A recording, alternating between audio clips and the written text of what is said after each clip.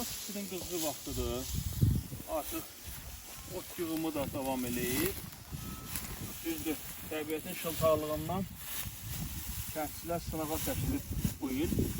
Bir tərəfdən yağıntının olmağı nurdur, xüsusilə də qlobal istiləşmə, Azərbaycanda su ehtiyatlarının azalması fonunda yağıntı özü də bir nemətdir, amma kəndçi üçün narahatlıq yaradır. Çünki gördüyünüz kimi otun yağıntıdan sonra artıq çiftlenməsi prosesi başlayır ki, bu da həm otun keyfiyyətinə təsir eləyir, həm onun qışda heyvanlar tərəfindən yeyilməsi çətinləşir.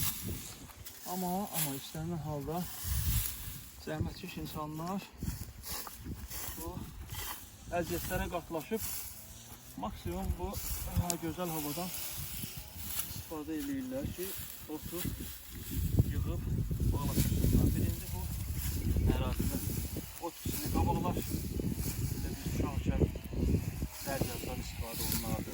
Ondan əvvəl havalarımız qoraqdan istifadə edərdilər. Amma bu tərz bağlayıb xalvarla vaxtla düşürsən, o vaxtla daşıyardılar. Amma müasir dövrümüzdə indi artıq ot biçən maşınlar var və onun hesabına eyni zamanda bir motorlu ot biçənlər var. Onun özü də işi xeyli asanlaşdırır. Amma nə qədər asanlaşırsa, hələ də bu ot biçimi və yığımı çətin bir iş olaraq qalır. Bu da keçən il ot sahələrində, otlaqlarda otun az olması, yağıntının az olması, gəmizlərin çoxluğu səbəbindən sonraki vaxtlarda həm otun bir pres deyirlər, ot bağlamasının bağlaşmasına səbəb oldu. İndiki halda əgər 2 manat 50 qəpiyə, 2 manata ot bağlaması satılırsa, qış aylarında artıq bu 5-6 manatı keçir. Yəni bu da avtomatik olaraq ətin qiymətinə təsir edir. Yəni şəhərdə oturan, şəhərdə keyfiyyətli ət gözləyən vətəndaşlarımız heç də təəccüblənməsinlər ki, ot və ət arasında nə əlaqə var. Birbaşa əlaqə var və birbaşa qiymətlərə təsir edir. O mənada biz əgər şəhərdə keyfiyyətli ət alıb, hətta baha qiymətə istifadə ediriksə, buna görə də bu kənddə çalışan, əziyyət çəkən zəhmətkeş insanlarımıza borclu olmalıyıq. Ən azı onlara bir dua eləməliyik ki, onların işləri rəvan geçsin, canları sağ olsun.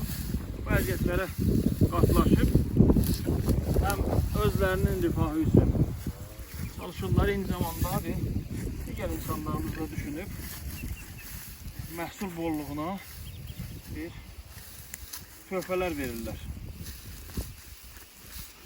Biz bunu yığırıq bir yerə. Birazdan ot bağlaması bağlayan texnika gələcək və preslər bağlanacaq, ot preslənəcək və otun bir bağlaması da 50 qəpiyə preslənir. Çəkilən əziyyət, biçilən, üst-üstə gələndə baxırıq ki, hətta indiki halda ot bağlamasının bu qiymətə satılması belə sərf eləmir. Çünki bunun istisi var, soyuğu var. Bir yağış yağandan sonra otun çevrilməsi prosesi var ki, nəmli olmasın. Nəmli olarsa gələcəkdə bu ot bağlansa belə o çürüyə bilər saxlandığı yerdə. Yəni belə incəlikləri var, çətinlikləri var. Kənd əməyinin və bir çoxları gəlib bu təbiətin gözəlliklərindən yardımını, bax bu da Leriş tərəfdir, bizə qonşu kəndlər.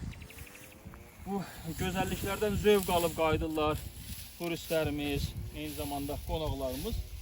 Amma bir çox hallarda burada çalışan insanlar bu gözəlliklərdən zövq almaq üçün ürəkləri istəsə də vaxt tapa bilmirlər.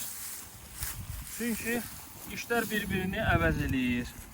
Və bəzən qeyd edildiyimiz kimi təbiətin çılpaqlığı işlərin sayını artırır. Amma bol oksigeni olan bir ünvandayıq. Azərbaycanımızın hər yeri gözəldir, eyni zamanda yardımlımız da və bu bölgənin o qədər üstün cəhətləri var ki, kaş ki turizm üçün daha büyük potensiala malik olan bu ünvanda oteller tikilər, qonaq evləri tikilər, eyni zamanda infrastruktur təkmilləşdirilər, görülən işlərlə yanaşı daha çox işlər görülməsine ehtiyac var. O halda kəndləri tərk etməsinin də qarşısı alınır. Çünki artıq kəndli görər ki, nəinki onu yada salan yoxdur, nəinki kəndə gələn yaşamaq üçün yoxdur, hətta kəndlərimiz şəhərlərlə dolub daşır. Eyni zamanda başqa ölkələrdən gələnlərlə. Yəni kəndlini kənddə saxlamağa, paytaxtın güclənməsinin qarşısını almağın bir yolu da kəndliyə stimul verilməsi. Kəndlinin əlindən, qolundan tutmağın həm də bir yolu budur. Hökumət deyir ki, subsidiya verilsin kəndliyə, hansısa bir vəsait ayrılsın. Kəndlinin dolayısıyla bu yurtda qalmasına stimul verən addımların atılmasının özü də şərtdir. Geri gəlmişim, biz burada artıq biçilmiş otu yığmaqdayıq. Digər tərəfdə isə həm kəndlərim, fədakar insanlar həm otu biçirlər, o sahədə motorlu ot biçənlər, eyni zamanda yuxarıda da bir güney bulağı deyilən, bulağın üstündə ot biçili davam edir. Paralel qaydada da qurumuş otların yığılması prosesi gedir, amma hələ də otun qaldığı sahələr də var. Maşallah olsun, bu il doğrudan da çox bərəkətli il olub. Yağıntının miqdarının çox olması, normadan artıq olmasının müəyyən çətinliklərə səbəb olması ilə yanaşı, həm də qeyd etdiyimiz kimi bir yer də var.